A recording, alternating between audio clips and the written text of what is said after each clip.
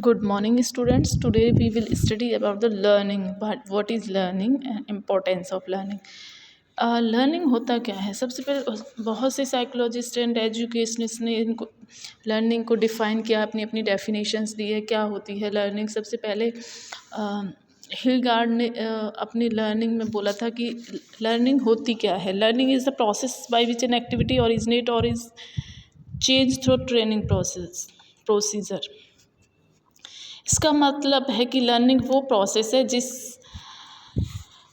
जो अपने बिहेवियर में चेंजेस ला सकती है थ्रू प्रैक्टिस के थ्रू। हम कोई भी किसी के भी बिहेवियर में जो चेंजेस आते हैं उसे हम लर्निंग कहते हैं।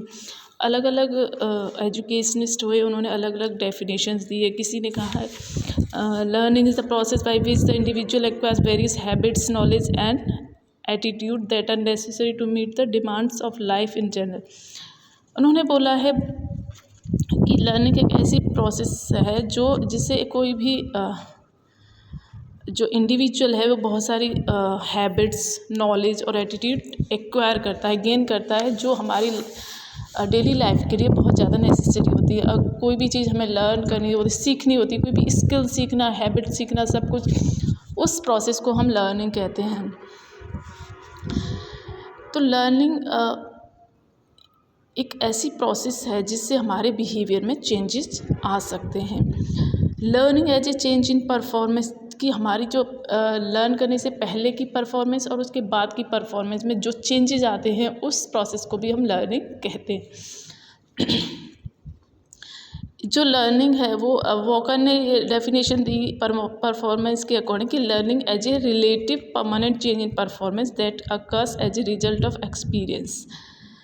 कि जो हमारी जो लर्निंग है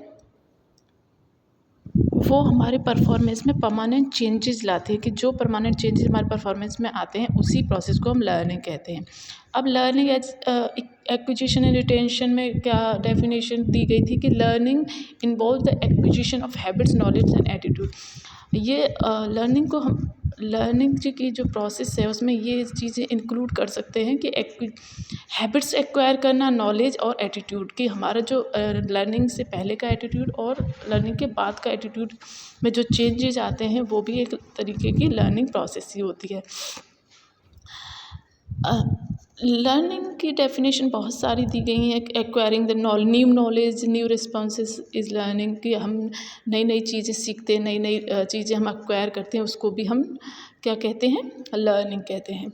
अब हम पढ़ेंगे कैरेक्टरिस्टिक्स ऑफ लर्निंग। नेचर क्या है लर्निंग का? सबसे पहला जो कैरेक्टरिस्टिक है वो है मॉडिफिकेशन इन बिहेवियर। इसका मतलब है कि अगर हमारे बिहेवियर में चेंजेस आएँ तो इसका दैट मीन्स कि वहाँ पे लर्निंग हुई है। तो लर्निंग वहीं होती है, वहीं प्लेस करती है जहाँ पे हमारे बिहेवियर में कोई ना कोई चेंजेस या मॉडिफिकेशंस हुए। सेकंड है कंटिन्यूअस प्रोसेस चलती रहती है। आप कहीं पे भी कुछ भी लर्न कर सकते हो। लर्निंग यूनिवर्सल फिनोमिना है, प्रोग्रेसिव और डेवलपमेंटल है, ये जो लर्निंग प्रोसेस है। लर्निंग ट्रांसफ़रेबल है। अब आपने कुछ भी सीखा है तो आप उसको ट्रांसफ़र कर सकते हो, नई सिचुएशंस पे उसका अप्लाई कर सकते हो। अगर आपने कोई स्किल सीखी है तो आप उस दूसरे को उस स्किल को सिखा सकते हो, तो आपकी जो लर्निंग या नॉलेज है वो ट्रांसफ़र हो सकती है। तो ट्रांसफ़रेबल होती है। 3 एस्पेक्ट्स ऑफ ह्यूमन बिहेवियर इसमें इंक्लूड होते हैं, कॉग्निटिव, कॉग्निटिव एंड अफेक्टिव। तीनों जो आपके डोमेन है वो इसमें इंक्लूडेड होते हैं। तीनों एस्पेक्ट्स में ये होती है लर्निंग। लर्निंग हमेशा परफॉर्मेंस से रिलेटेड होती है। Motivation the key concept of learning, कि अगर आप मोटिवेटेड हो, आपको सेल्फ मोटिवेटेड हो तो आप कोई हर चीज़ सीख सकते हो ईजीली।